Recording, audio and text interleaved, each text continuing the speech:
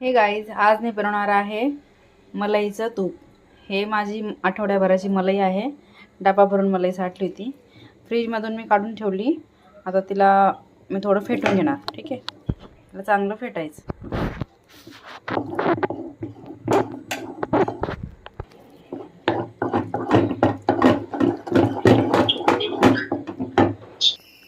थोडंसं त्यामध्ये ना थंड पाणी ॲड करायचं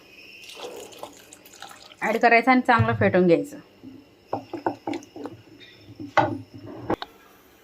हे बघा, असं फेटल्यानंतर असं लोणी आपल्याला याच्यात काढून घ्यायचं।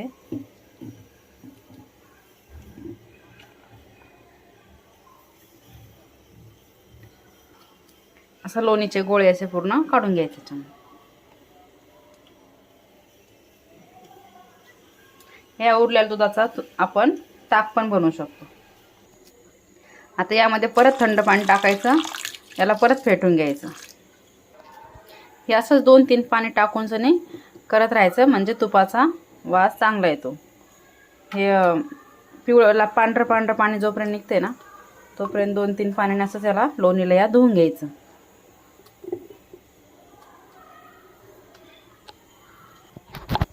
हे बघा, आता याचं पाणी स्वच्छ निघत आहे, म्हणून आता काय नाही, असं स्वच्छ पाणी निघत असेल तेव्हा मग ठीक आहे, म्हणजे स्वच्छ झालं आपलं लोणी। आता हे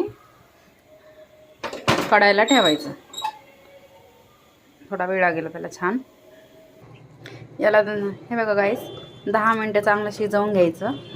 हळूहळू याचं तूप बनणार। 10 मिनिटं याला शिजवायचं।